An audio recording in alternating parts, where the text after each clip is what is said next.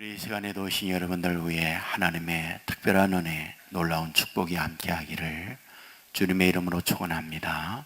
우리 앞뒤 좌우에 있는 분들 따뜻한 사랑의 마음으로 인사를 나눕니다. 주님의 이름으로 사랑하고 축복합니다.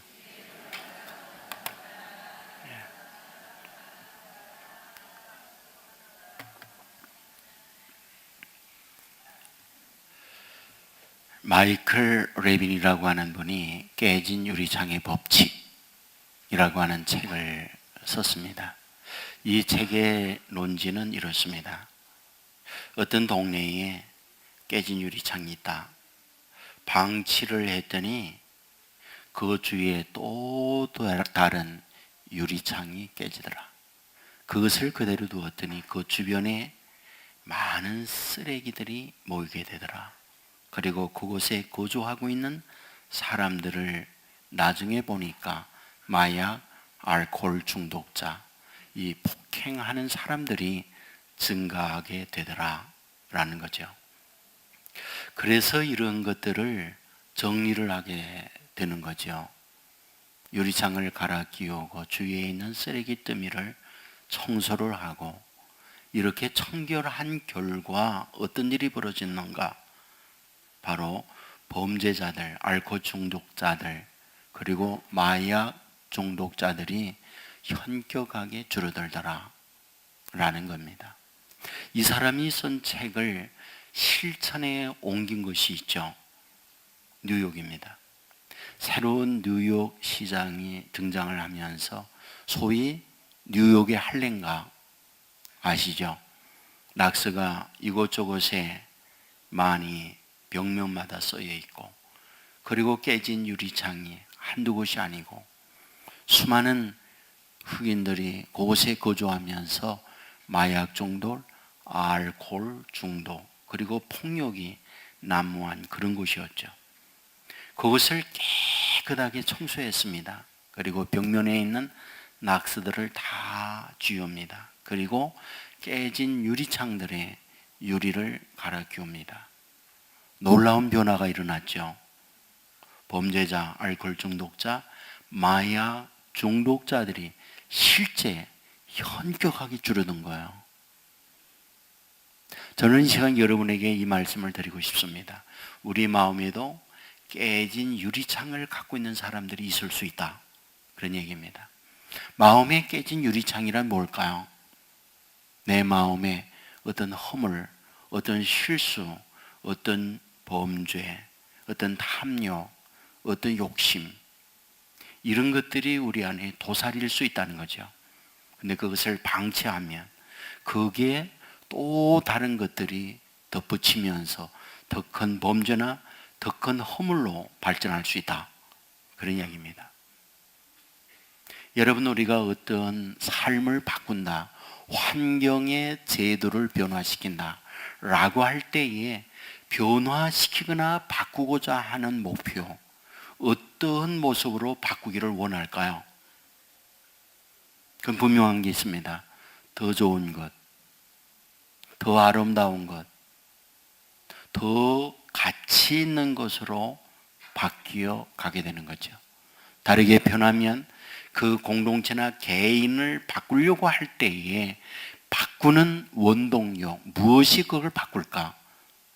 더 가치 있는 것이 바꾸게 하는 힘이라는 겁니다. 이것이 더 소중하다, 이것이 더 가치 있다, 이것이 더 아름답다고 할 때 그것을 위한 변화를 이루어내고자 하는 것, 이것이 우리가 갖고 있는 기본적 사람의 생각이라고 볼 수 있죠. 저는 오늘 이 본문을 가치, 무엇이 더 소중한가, 이 측면에서 보고자 합니다. 등장하는 인물이 있어요. 사울입니다.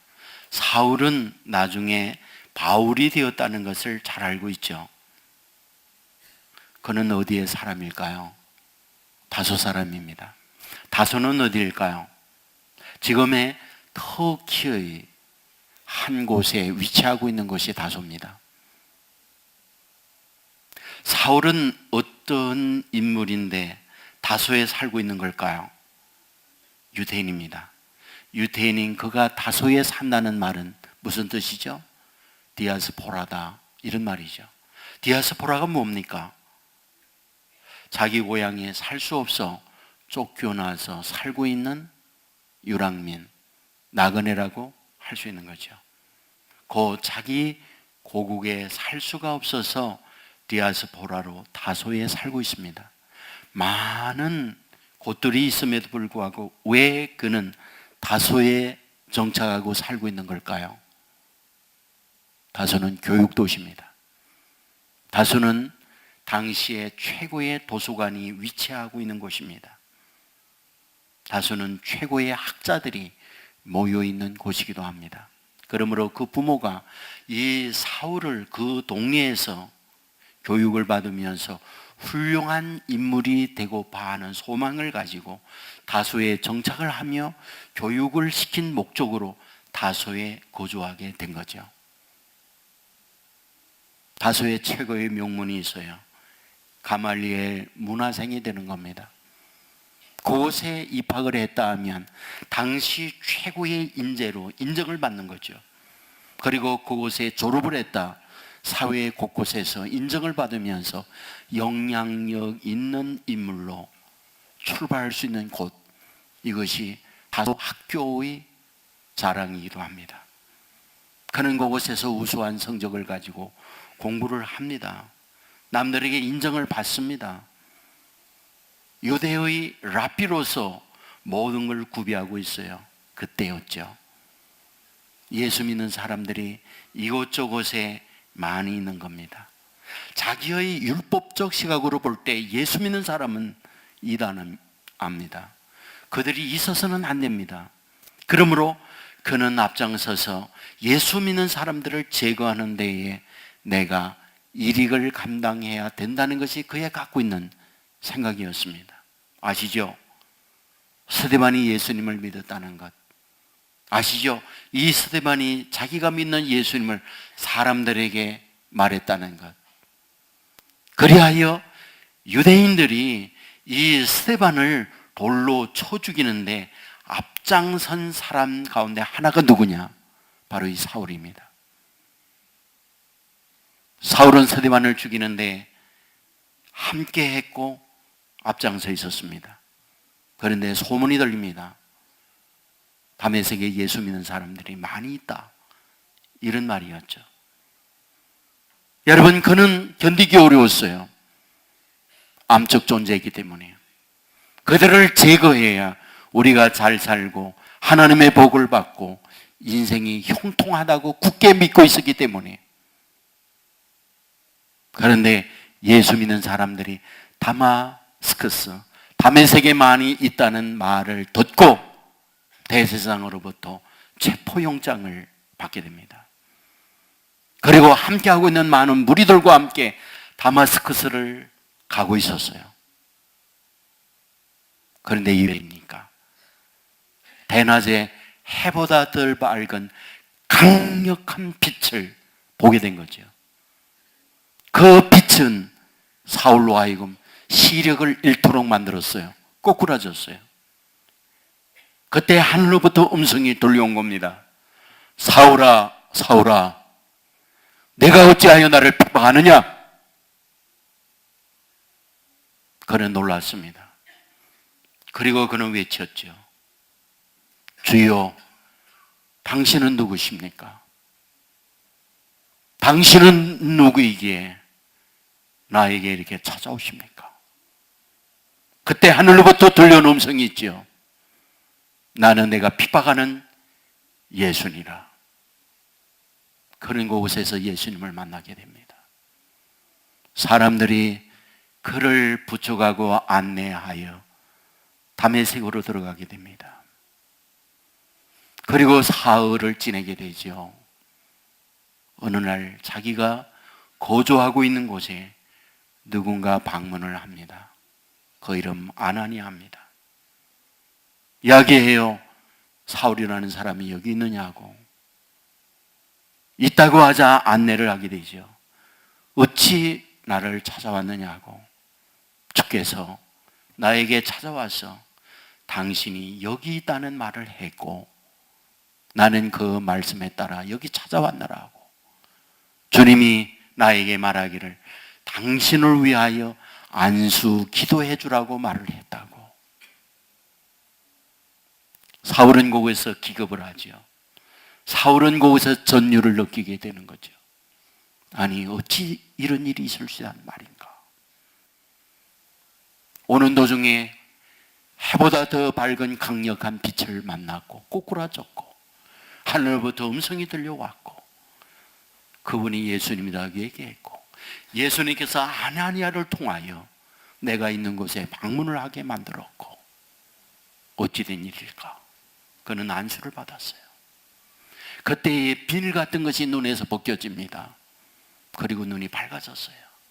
오늘 읽은 말씀 20절 말씀에 보면 이렇게 기록하죠.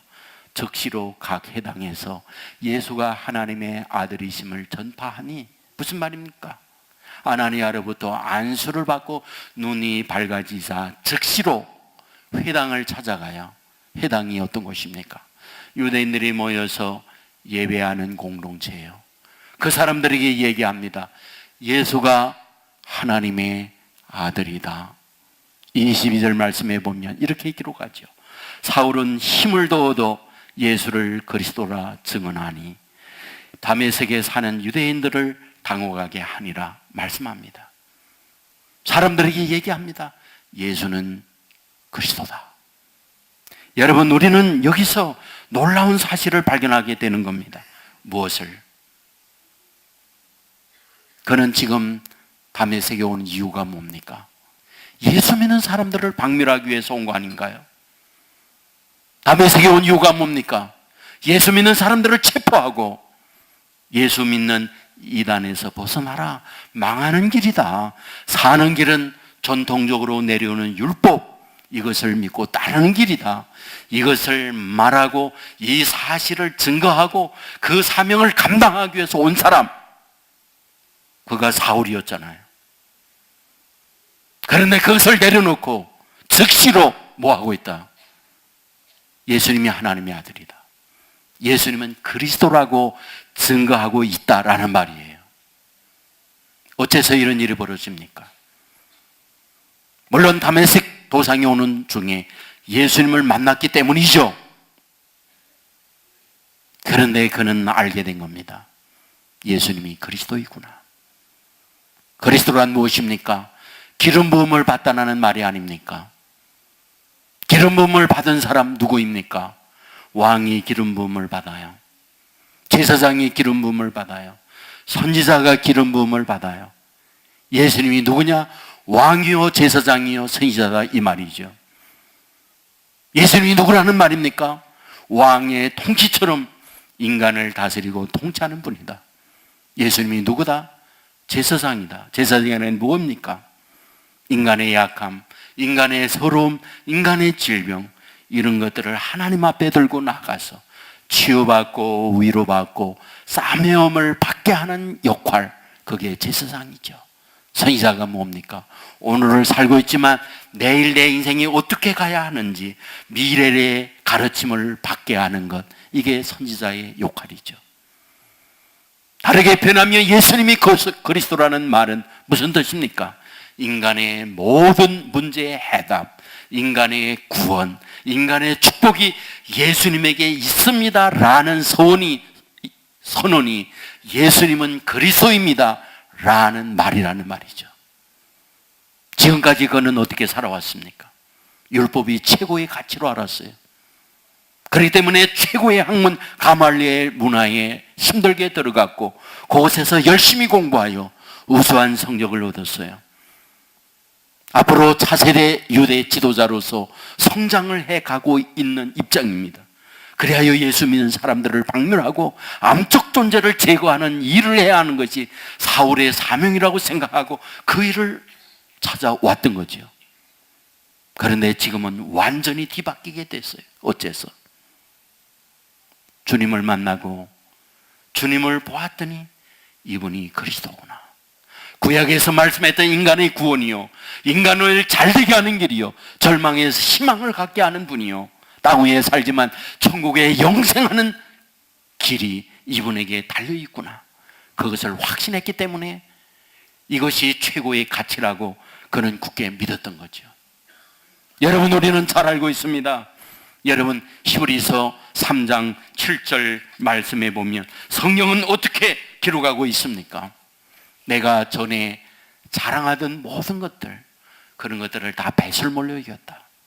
왜? 그리스도를 아는 지식이 가장 고상하니까.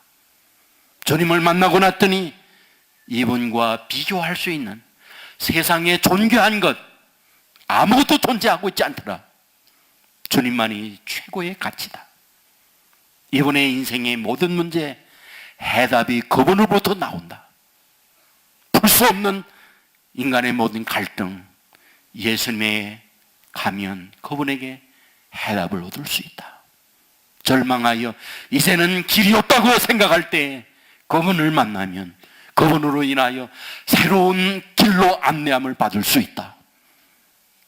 이제 내 모든 능력은 소진이 되어져 버렸고 무릎을 꿇고 이제는 절망으로 내몰림을 당하고 있는 그때 주님을 만나봐라.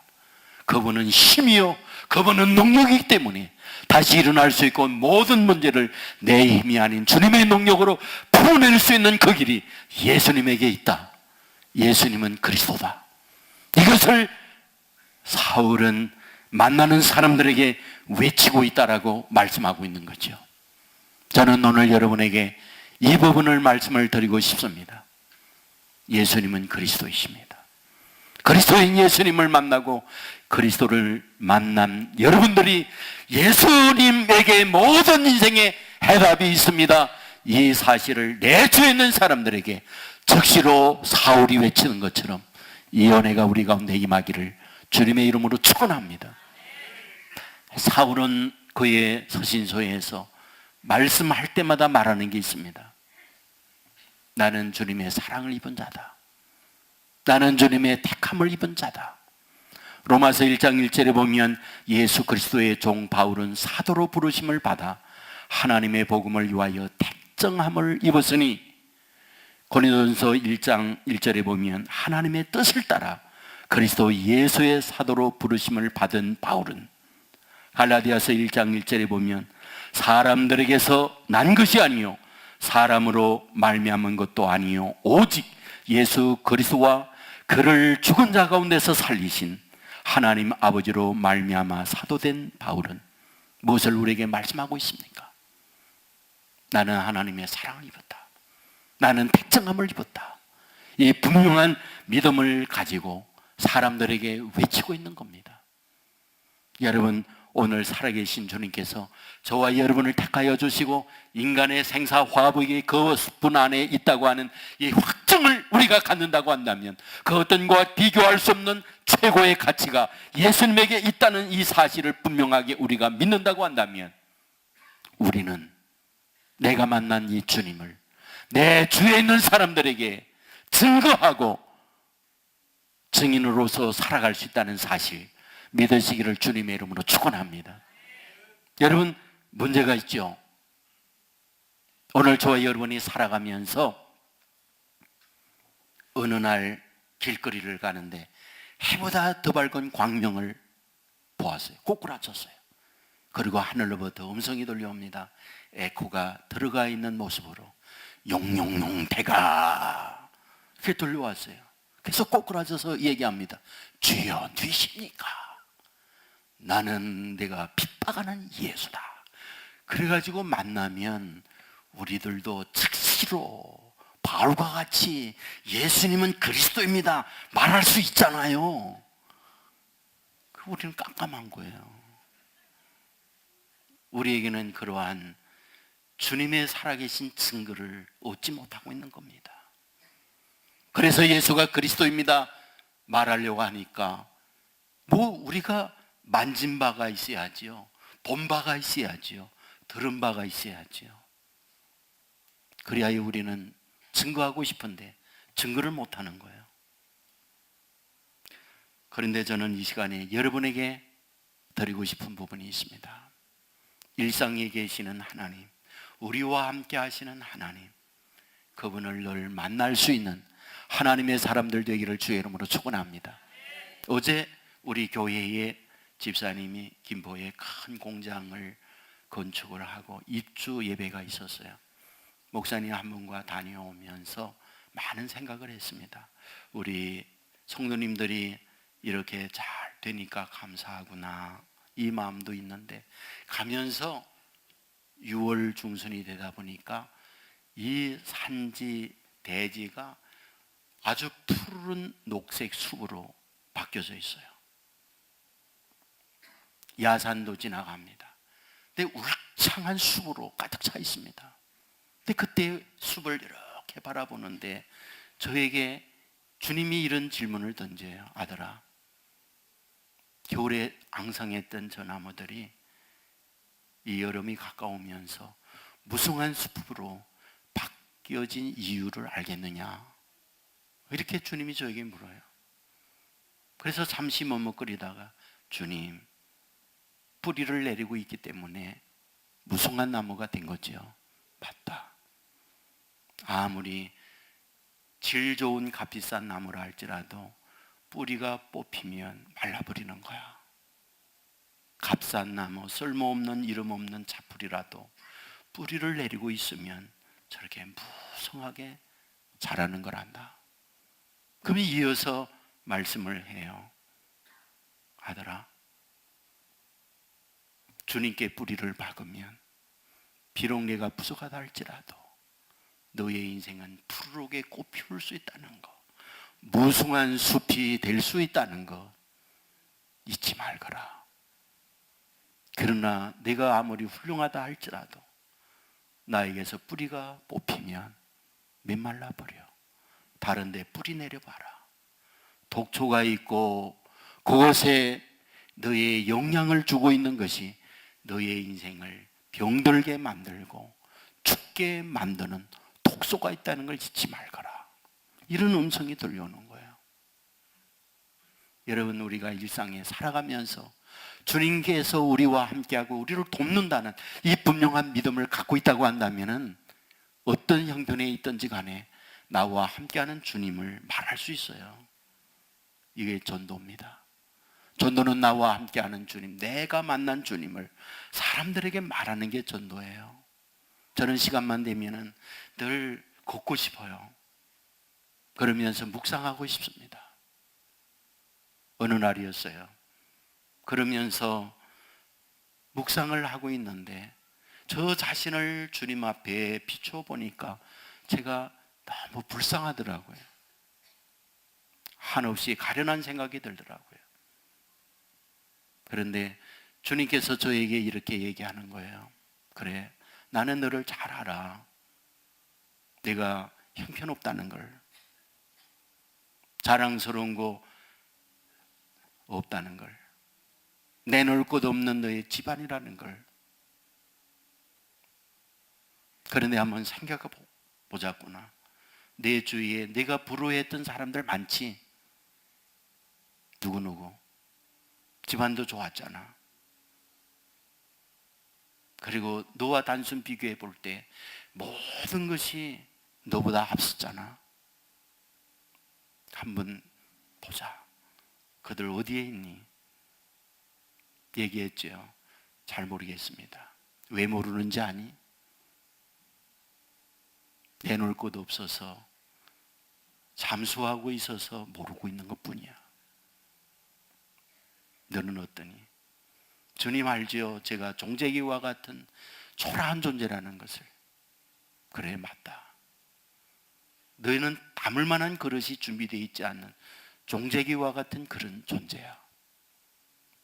하지만 내가 너에게 넘치도록 채워주었지 않니? 너는 이만큼 목회할 만한 그릇도 못 돼. 그런데 내가 채워주고 있지 않니? 제가 그런 주님의 음성을 듣고 있을 때 그렇게 눈물이 나는 거예요. 주님, 그렇죠. 주님의 은혜입니다. 주님도 알고 주위에 있는 사람도 다 압니다. 그러면서 제가 주님께 얘기를 했어요. 저 목사 시켜놓고 많이 후회되셨죠? 마음 아픈 것도 많았고, 저거 언제나 내 마음에 들까? 그런 것들이 너무 많았죠. 근데 주님은 참아주셨군요. 기다려주셨군요. 그리고 오늘까지 나를 써주셨군요. 라고 하는 고백을 드리게 된 거죠. 저는 여러분에게 드리고 싶은 부분이 있습니다. 저와 여러분이 홍해를 가르는 기적의 능력을 경험하면 얼마나 좋을까요? 반석을 내리쳤더니 샘이 솟구치는 역사를 체험하면 어떨까요? 물 위로 그랬더니 빠지지 아니하고 걷는 그런 기적을 경험하면 어떨까요? 물을 향하여 포도주가 되거라 그랬더니 포도주가 된다면 얼마나 좋을까요? 병든 자를 향하여 하나님께 나사렛 예수 이름으로 일어나니 병마야 떠나갈지어다, 깨끗하게 암덩어리가 제거되고 치유가 되면 얼마나 좋을까요? 가난한 자들을 향하여 명령했더니 부요가 되면 얼마나 좋을까요? 그런데 우리에게는 그런 일이 일어나지 않는 거예요. 그래서 우리는 초라할 수가 있어요. 그래서 우리는 사람들에게 예수님은 그리스도라고 말하기에 주저거리고 자신감이 없을 수 있어요. 그런데 여러분에게 묻고 싶습니다. 그런 것이 있어야만 살아계신 하나님의 증거인가요? 그런 것이 있어야만 하나님의 사랑을 입은 증거인가요? 그런 것이 있어야만 하나님의 택감을 받은 증거인가요? 성경은 그렇게 말하고 있지 않아요. 오늘 우리가 살아가는 일상 속에 여전히 계시는 하나님, 우리의 삶의 매 순간 우리와 함께 하셔서 모든 걸 다스리고 주장하시는 하나님, 그분을 만날 수 있고 그분을 볼 수 있고 그분을 들을 수만 있다고 한다면, 그리고 그분과 동행하는 우리의 인생이 될 수만 있다고 한다면 우리는 놀라운 변화의 인생을 살아갈 수 있다는 거 여러분 아십니까? 절망적 환경에 있어서도 나와 함께 하시는 주님을 만날 수 있다면 우리는 희망을 가지고 웃으면서 절망의 환경을 극복해낼 수 있어요.